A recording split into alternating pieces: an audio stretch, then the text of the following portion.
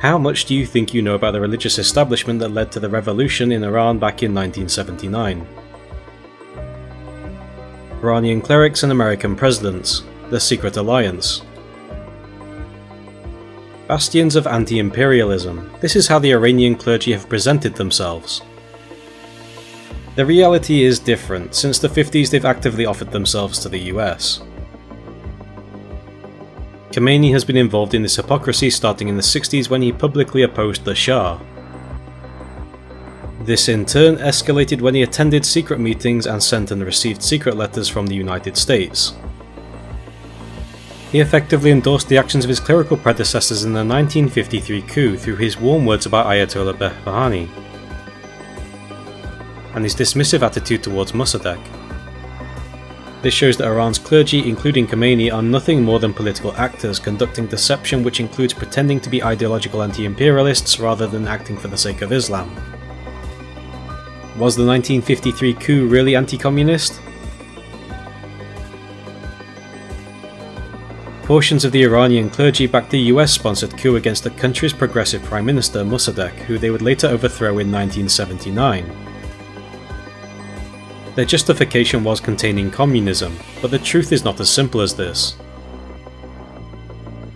Iranian historian Ervand Abrahamian, speaking to Iran Wire website, said, "There was no evidence of a communist threat to Iran, either from the Soviet Union or the Tudeh party."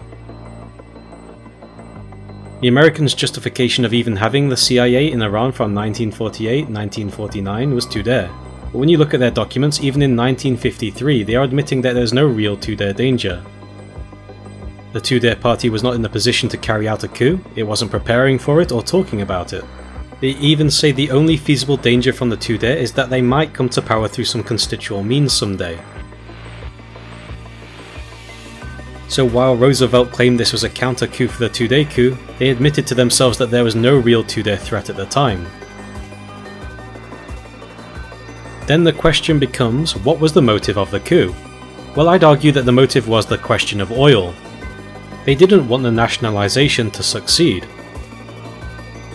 Rather than fighting atheist communism, sections of Iran's clergy were actually taking part in a coup designed to keep the country's oil under the control of a foreign power. CIA analysis from recently released documents said, nationalisation of the oil industry, possibly combined with further assassinations of top Iran officials, including even the Shah, could easily lead to a complete breakdown of Iran government and social order, from which a pro-Soviet regime might well emerge, leaving Iran as a satellite state. The documents show how the CIA planned to use the powerful, influential clergy to back the coup and documented contact with the anti-Mossadegh Ayatollah Kashani. Misag Parsa, a sociologist and a professor at Dartmouth College, told Iran Wire, "The Tudeh party, the communists, became powerful, but they remained significant only to the intellectuals. The Iranian working class was not very powerful at the time aside from the oil sector, it was not very large. Influence of the communists was mostly among the intellectuals who were mostly middle class, but they were pushing for more of a communist system. They didn't stand a chance against Mossadegh, who was very popular. His popularity would not have allowed them to come to power." Couxist clerics. In short, we could say that the clergy had an important role in overthrowing the Prime Minister, Parsa said. The clergy didn't pursue a united front, some were pro-Shah, some were anti-Shah, a lot of clerics were also non-political. Yet, in the final stage, the clergy, particularly those led by Behbahani, played a role in the coup. Ayatollah Behbahani initially supported the Shah, but soon switched sides. He met up with royalist elements in the Iranian army and received money from the CIA known as Behbahani dollars. Behbahani, alongside other clerics, rallied religious protesters against Mossadegh. Khomeini only became prominent in the 1960s, and his views on the 1953 coup are known only through state.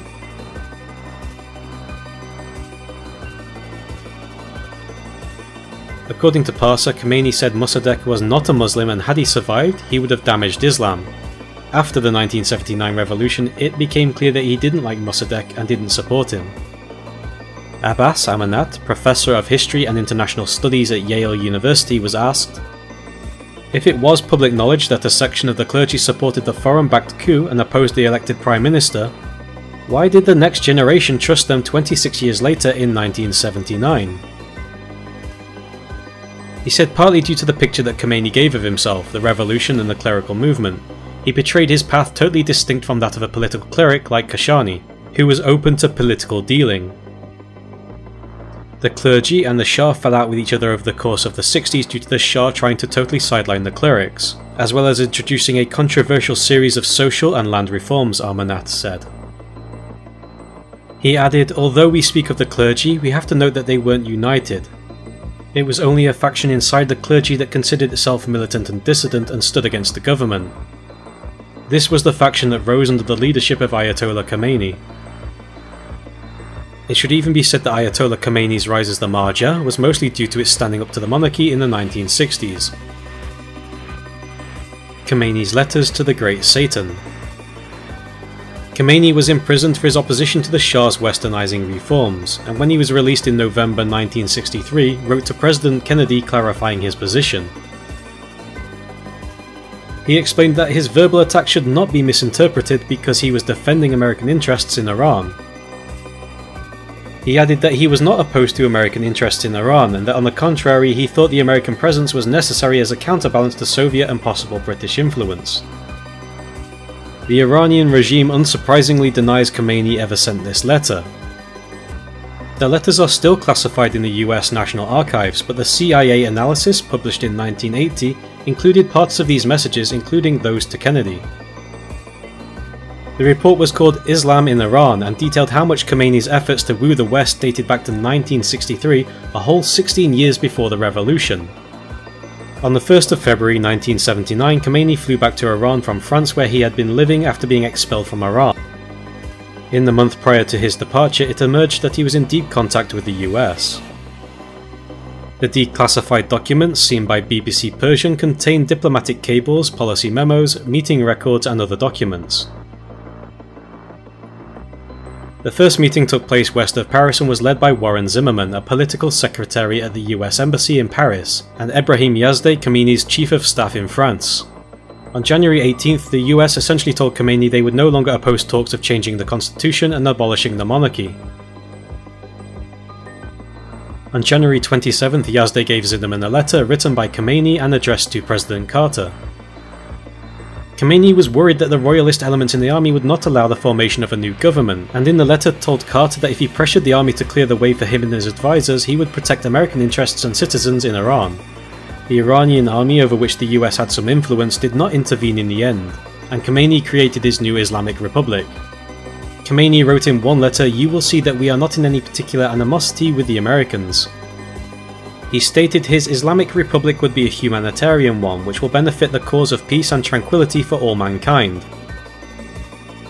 In another letter, he said there should be no fear about oil. It is not true that we wouldn't sell to the US.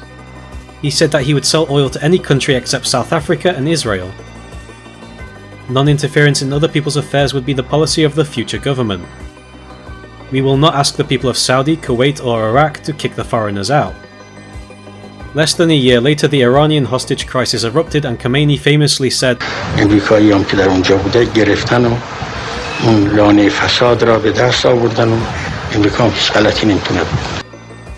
On the 1st anniversary of his revolution, he said, "We will export our revolution to the entire world," he said, once again asserting, "This is an Islamic revolution." Khomeini's letters completely undermine the regime's interpretation of events leading to the revolution, which portrays him as standing against the imperialist US.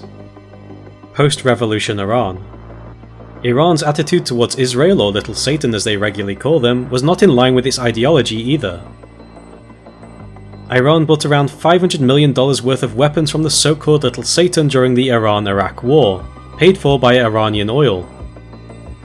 Approximately 80% of the weaponry bought by Iran after the war started was from Israel. Israel bombed the Osirak nuclear reactor in 1981, finishing the job Iran started when it bombed the same location in 1980. All the intelligence and photos which Israel needed to carry out the attack, codename Operation Babylon, was provided to them by Iran.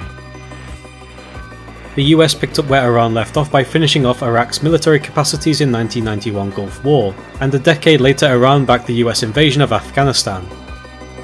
A Middle East Policy Council report said, following the 9/11 attacks, Iran assisted the US invasion of Afghanistan and participated in international efforts to establish a new Afghan government. Iran also supported the initial discussions between the United States and the Northern Alliance, which enabled the subsequent military success against the Taliban. After the fall of the Taliban regime in late 2001, Iran played a critical role in international efforts to establish a new Afghan government, and pledged and honoured commitments towards Afghans' reconstruction. Israel has consistently and publicly backed Bashar al-Assad's government, who are Iran's client regime, to stay in power in Syria.